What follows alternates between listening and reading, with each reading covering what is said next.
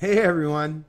So apparently, not just my video, but those who covered this story very early on, and I guess you got to give some credit to BuzzFeed News and Breitbart News, alternative media outlets. Those were the ones that broke this story initially. And now you're seeing weeks later, after those alternative sites and people like myself that have reported on it, that now the established media has felt the pressure. The pressure's been building, and now they have to cover the topic themselves. And I'm sure it probably bothers them. I'm sure it was probably a matter of in these editorial boards, okay, who wants this story that you got to go against Trudeau? And point out the fact that he's a hypocrite and a groper in chief, a groper in charge. Mr. Hashtag Me Too, Mr. I'm a Feminist was busted for fucking being sexually aggressive towards a reporter back in 2000. Now the media, as you heard the spin, the political spin is, oh, but it was like 18 years ago. Meanwhile, Trudeau himself said, doesn't matter how long ago this stuff happens, we all should be held accountable for our actions, right? Well, what's up, Trudeau? This is your fucking time. This is your turn now. You wanted to promote and espouse that kind of bullshit rhetoric? Well, now it's coming back to bite you the fuck in the ass. And even though you've got lots of political propagandists and media mouthpieces that have gotten their nose shoved halfway up your ass and trying to protect and defend you, well, the cat's out of the bag. And I knew damn well just when I put out my video, it just within a matter of 3 or 4 days, it went up to almost 40,000 views. I realized Canadian people were anxiously anticipating just this kind of news so that they could throw Trudeau under the proverbial bus where he fucking belongs, because, no one likes to see a virtue signaling piece of shit like this try to talk down to the people, to the masses, as if he's holier than thou or so morally superior to the rest of us. Nobody likes hearing that fucking bullshit from a politician. I mean, a politician? Really, though? You choose to go into a career where you get to control, dictate, micromanage, and manipulate people's fucking lives socially and economically, and you think that I'm supposed to look at you as some kind of a moral authority? Those of the people that do, it's like, Jesus Christ, you don't even know what a politician is, other than what they told you they are, right? Like, and if you're foolish enough to listen to the rhetoric coming out of a politician's mouth, well, that's your first problem. Anyways, CBC News has had no choice but to cover this article, and this is a headline. Under the politics section, once again, holy shit, right?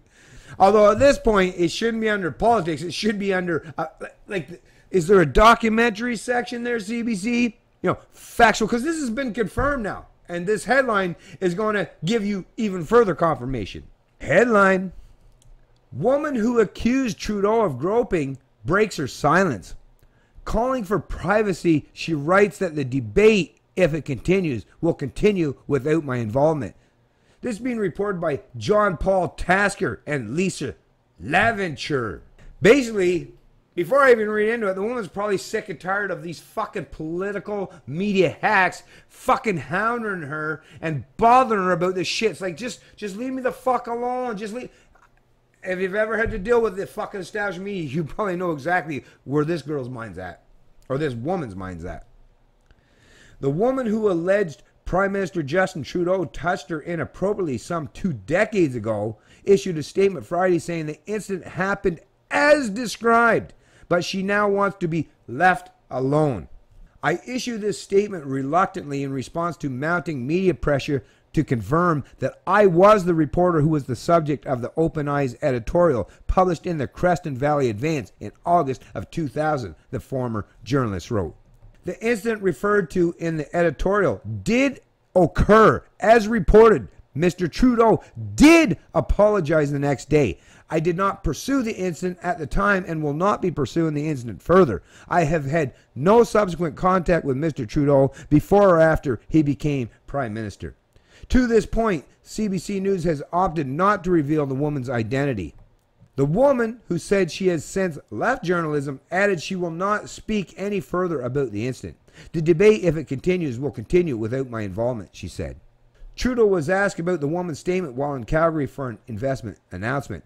Over the past week since this news resurfaced, I'd been reflecting. We've all been reflecting on past behaviors, he said. And as I've said, I'm confident I didn't act inappropriately. But I think the essence of this is people can experience interactions differently. And part of the lesson we need to learn in this moment of collective awakening. People, in many cases, women, experience interactions to professional context and other contexts differently from men. So he's trying to make it, he's even using political rhetoric to try to defend the fact that he fucked up and he was busted. He was totally, like, the incident is truthful, folks. And I mean, once again, she's saying, even all these years later, is listen, this shit really did happen, but look at the political spin he's trying to put on it, even to this point. And what did he say? Think about the people, even his own members, even his own MPs, that he threw under the fucking bus or fired them or got rid of them because of even the slightest hint or accusation that was put forth and presented towards them. They were like, no, there's no excuses there. No, bye-bye. See ya. Adios. Hasta la vista, baby. But Trudeau, no. Hey, me? No. I got excuses at the wazoo. Wait a minute. Hold on. What's that? Oh, got another one. Here's another excuse. I just happened to find it in my back pocket. Written by Gerald Butts. No fucking doubt. Like I say, I'll post a link to this article in the description of the video, but yeah, I'm very happy that I was an early adopter to this news story. And I said, you know what? I'm going to run with it because it seems, I paid attention. I was meticulous in making sure that all the I's were fucking dotted and all the T's were crossed. It's like, no, this seems like a legit story. And it seems like something that may very well get traction. And you know what? I was right. Hey, right? Once again, as per usual, well, not all the time, you know. Little pat on the back, but yeah, I mean, I'm not an oracle or anything like that, but I mean, come on. I knew that this would eventually get some traction. It pretty much seemed like it would have to, right? Like, to try to avoid this, even for the established media, to try to avoid it when it's being reported by those in the alternative media, well, hey, if you don't fucking want to step in the fray, well, that's just going to show the public that we can't trust these dipshits at all. And they're like, well, we need a little bit of trust because, hey, we need to keep our paychecks rolling in, right? Anyways, folks, I'm going to tie this video up, but like I said, and like I've said in the past, these political authoritarians, even when they come with shiny hair and a fucking fake smile and pretend that they're all benevolent or superior in their morality to you or I, do you not realize you can't trust them? I mean, just by sheer fact that they want to become your authority, your ruler, that should be enough to tell you that, yeah, I don't think I can trust these people that want to be my owner, right? Probably not a good idea to do that, but I get it. Canadians are indoctrinated into the faith, into the religion of statism, you know, and it's taken, well, I mean, it takes a lot, 12 plus years of schooling and horizontal enforcement by your peers. I know, but hey, there are those of us that have the ability, especially in the age of information, we can adapt and we can step outside the bounds of political orthodoxy and think critically about these issues and hold these people to account, whether the media wants to do it or not.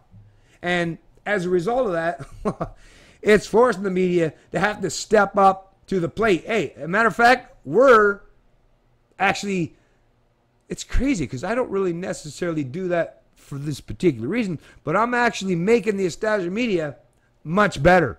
I'm actually raising their morality and elevating their principled positions so that they will, even though they don't want to, so at least they have some semblance of credibility left. Why would I do that? I don't know. Well, I don't really do it for that reason, for that intention, for that purpose, but it is a direct consequence. So once again, lead by example, do what's right, and you never know what the consequence, what the ramification, what the external effects might be, what the residual effects might be for doing so. That's why I do what I do, folks, because it's not only the right thing to do, but I actually thoroughly enjoy holding immoral, corrupt, and vile people to account. That's something that I've always enjoyed doing. It's a Canadian Libertarian, and I love liberty.